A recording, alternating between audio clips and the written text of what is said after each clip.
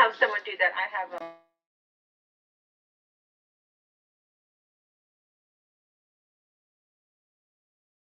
to make sure we're referencing everything that we need to reference with staff, you know, wages, hours, and working conditions.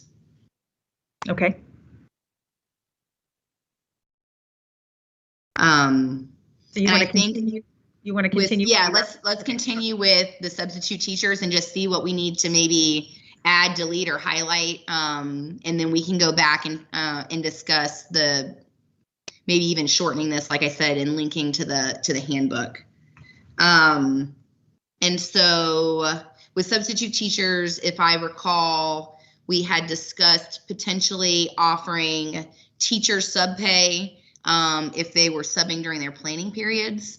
And then I think also addressing paraeducators in the MOU, because I know we have language on the table to potentially change the language in their actual contract to update the pay, but starting the year with maybe updating their pay in the MOU so that they can start seeing that benefit now. So I know that is something Mr. Hyde had brought up last time. It was about teachers getting compensated if they're giving up planning time. One thing that our side really discussed was still making that voluntary, to where currently under our contract they can say no if they don't want to give up their planning time. So it's a volunteer basis only, but then also providing them an incentive and compensation to do it.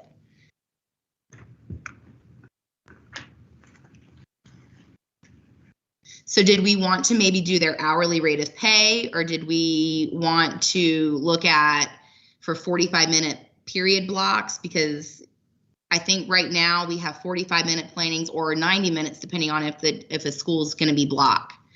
It would be definitely. I think basically it would be prorated based off their hourly rate, right? So if it's a 45-minute planning, if it's a 45-minute period, we'd pay them, 75% of their hourly rate. Is that accurate?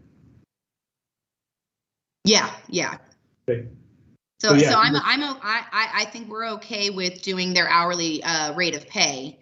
Other than like the paras get like a flat rate for half day, full day right now, but for teachers doing that, their hourly rate of pay would be sufficient and good with us. Now I guess a scenario that do we want to put in like some schools are on block. Could they only do 45 minutes and half the block so that they still get some of their planning, or would they have to commit, or would you be wanting them to commit to the full block? Could they like say, I'll do 45 minutes, but then I've got to go. Somebody else has got to cover the other 45. Yeah, the only problem we could potentially run into there is helping our schools manage that process. But I think our preference would be the full 90 minutes, but we could create some flexibility at the school level if need be. Okay. So do you guys have some sample language, or do you want to create some language here under the substitute teachers now? Well, I'm typing something now as a C, okay. Right? So letter C, teachers may volunteer to cover class vacancies during their planning period. Teachers will be compensated at their hourly rate for the period of time that they cover the class. Is that you typing? So teachers may volunteer to cover classes during their planning period.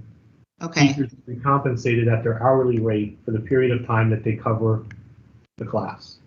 Okay. So again, if it's a 45-minute class, they'll get 75% of their hourly rate for that period of time. Okay. What?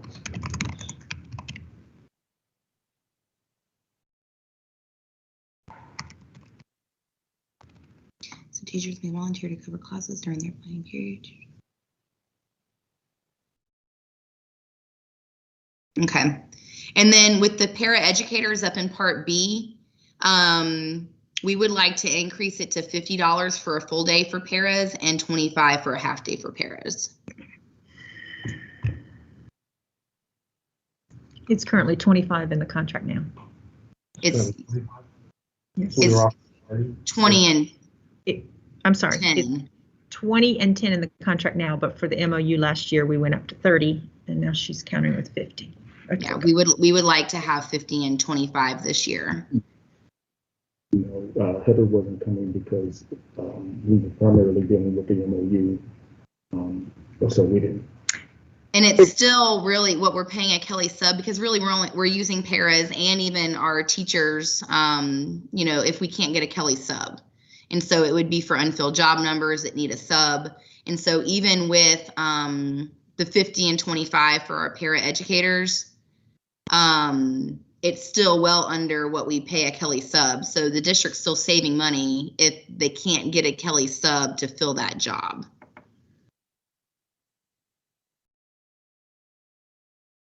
And so one thing we heard loud and clear from our paras is that most of them hate subbing, but it makes it more palatable for them if they were paid a little bit more.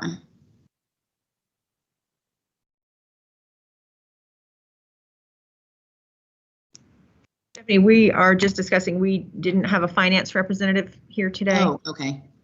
So we're not able to make any calculations or decisions on the affordability of that. Well, really, it wouldn't. I mean, it's already built into the Kelly sub budget line item, that we pay Kelly subs, because we wouldn't be paying a Kelly sub. And what Kelly subs start at 80 a day, depending on their level of education. So, I mean, you're still saving money, and you already have this built into your line item for Kelly services. I'm sorry? Do you know what an average para makes per day? I don't know. So Stephanie, you're saying it's a savings. So what does an average para come to each day? That's a pretty detailed question. I mean, even if you take a basic para, which we don't really have too many basic paras anymore, but a basic para is making $9.13 an hour, for a 7.5 hour day. But most of our paras are making maybe $9.50 to $10 an hour to, I think, $10.50 ish, if they're like a PA4. And then they're having to deal with a classroom and, implementing sub plans and essentially being a teacher, which is not what they're contracted to do. And so while you would still be saving money in that Kelly services line item by still and paying your paras more to do this job that they hate doing. Let me come back to that, because we'll have to get Heather and do a quick caucus, but can Okay. move forward, because we may have a counter to that, but Okay. Heather's going to run the numbers now to kind of get a cost estimate. Okay, perfect. Okay. And so in the substitute teacher side, and employees. So we have any employee who's asymptomatic but is advised by a healthcare provider, or even the district health, Department of Health with Mark Wilcox to self-isolate or quarantine may continue to deliver instruction remotely to students while a substitute monitors the classroom. So we would still like that to be in place to provide students with continuity of services with a certified instructor as much as possible. So if they're directed to quarantine, or even if they're COVID positive in quarantining, but maybe they're not as sick and they feel like working, that way kids continue to have a continuity of services to remote work. You want that in the para section? No, that was just in part A of substitutes. Okay. That was already there. And so do we want to keep that there or move it to another section? We're open to wherever you want to place it, but we wanted to keep A in place so that student learning can continue even in the case where, a teacher or even an itinerant, is directed to quarantine. They have the option to remote work so that student learning can continue. Okay, that's sir.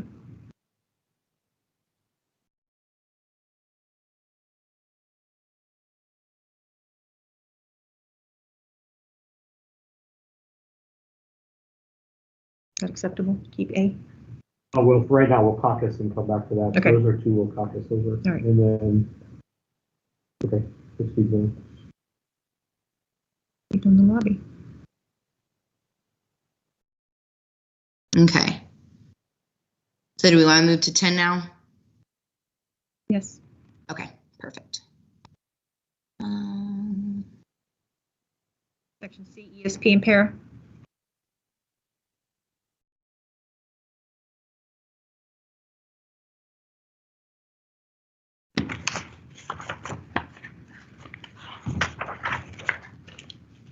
Is this not an existing expectation, Stephanie? Was this explicit to the MOU or the team here? This was explicit to the MOU because this is not currently, they don't have the right to waive their duty-free lunch for paras and ESPs. Only the teacher contract currently under our contract has the right to waive their duty-free lunch, and that's only during the pre-planning week with a secret ballot vote. That's the only waiver to duty-free lunch. So educational support personnel and our para educators don't have a mechanism to waive their duty-free lunch. So we had this in place to provide administrators flexible scheduling if their school site needed it, but that they're, yeah, that's why this was in there last year. Do you think that this is going to be an issue moving forward, or do we need to revert back to our CBA language? No, I think leaving it in for now makes sense, just to see what to promise the most flexibility. But we're also trying to work with AFSCME a little bit. So if AFSCME, if we can reach an agreement with them as to how they might be able to assist us with some of these duties, then it may not be. Okay. required, but at least having it in there as, you know, okay, we may have to do this makes sense to me. Okay. Would we, and I know Heather is not there right now, but with our ESPs and our paras, if they waive their duty-free lunch, I know last year the CARES Act money it was just the first iteration of it, and we didn't have as much available as we do now with the 3 iterations now. Is there something that if they're waiving their duty-free lunch that we could pay them their hourly rate of pay for their 20 or 30 minute, waiver? Yeah, we'll make a note of that and talk about that when we caucus as well. Okay. Thank you. Okay, so we're looking at D. Oh, wait, go back up, Laura. Yep. Okay.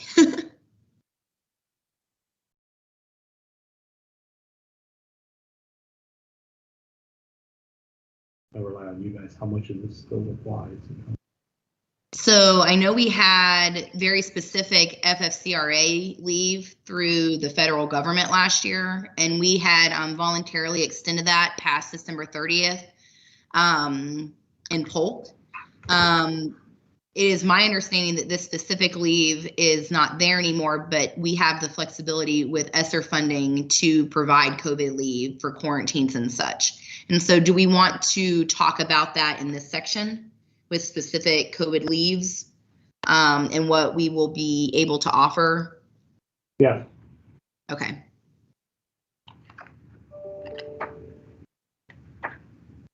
So I know in previous conversations at the table and even separately that it seems like we are of the mind to offer COVID leave for employees where contact tracing traces it back to exposure at a work site. Mm-hmm. And so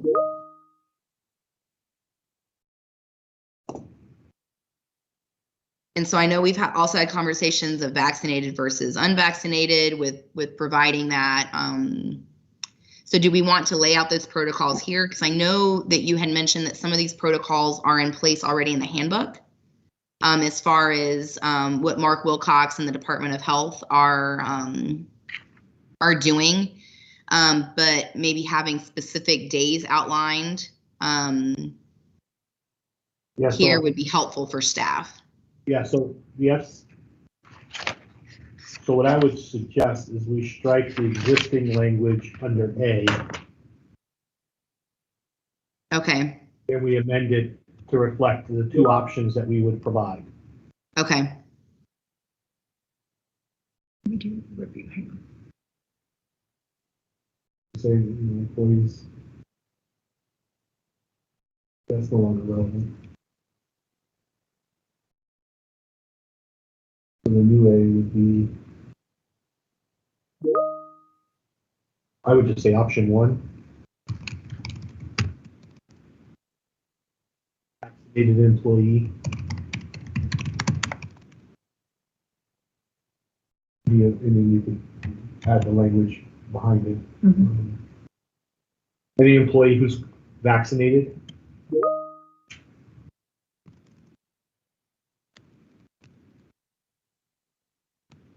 Contracts COVID-19. The performance of their regular duties. And you could add that whole 10 days plus the 5 if necessary language that we had in there previously. So we are going to offer. 10 plus the 5 if the doctor note. So what if, 5 was with the doctor's note, yes. yeah, so 5, we had extended 5 if they were sick. Right, so they'll get the 10 days, Stephanie, and then 5 if their doctor's note suggests that they need additional time. So what if, and this happened last year where we had multiple schools that staff were directed to quarantine because they were exposed at work multiple times throughout the year. And then they had used up their 10 days. And I mean, people had to use their own sick leave at that point because that was the language we had in place. So we would like to see if anybody's exposed because of a work exposure, that the district's going to cover it. Yeah, I think right now that's the guidance we're still waiting on from the state because we don't believe we're going to be required to quarantine if you're asymptomatic. So we're waiting to get that clarification. Unfortunately, on Friday, they didn't provide us any updated guidance. So FADS was pushing this weekend and now on both the governor and the department to get something concrete in writing as to how they want us to address quarantine events. Well, then could we broadly say that if you are an employee who's vaccinated and contracts COVID-19, that your COVID days will be covered? I mean, I think that's a pretty, I think that's fair. I mean, if we can trace it back to they were exposed and contracted COVID at school. That's what we're doing. That's why we had the 2 options. So option 1 was specific to anybody who's vaccinated and contracted in the performance of their duties. Option 2 will be unvaccinated, a pre-existing medical condition. Okay, Laura hadn't typed the option 2, so I was reading it as that was still part of option 1. Okay. So, now, we also know that there are some unvaccinated folks that are unvaccinated due to some medical conditions that their doctor has told them that they probably shouldn't take the vaccine. I think it's a small population, but are we going to have a mechanism in place? We should have a mechanism in place to address those folks as well. That's what option 2 does. So if you're unvaccinated due to a pre-existing medical condition, okay, they'll have to provide us with a note, right?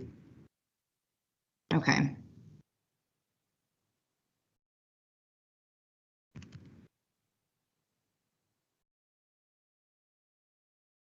And then the same language from above. If they're if they contract COVID-19, the performance of their regular duties will cover the 10 and 5. Okay.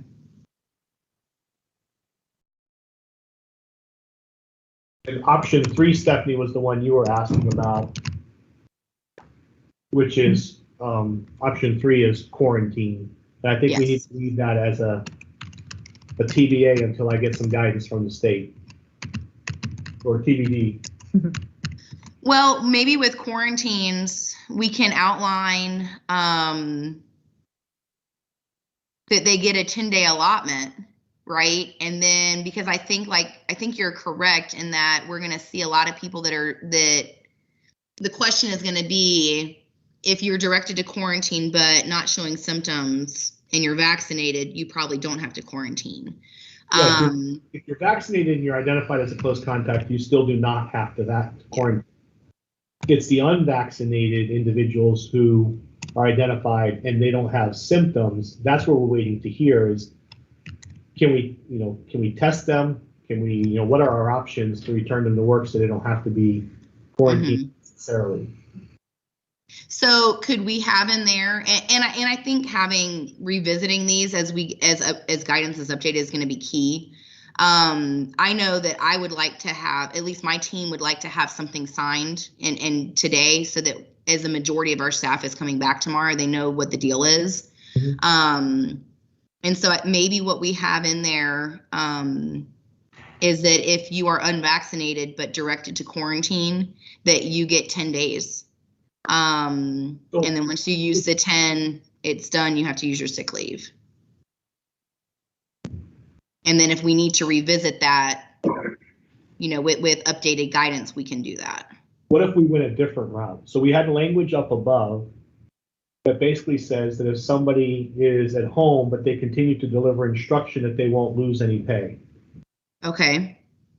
So if they're remote working, So they have delivering instruction in real time to their classrooms from home, and we put somebody in there as a body to supervise, and they remote in and deliver instruction, that we would not charge them leave. What about our support staff, to where it's a little bit harder for them to remote work? Yeah.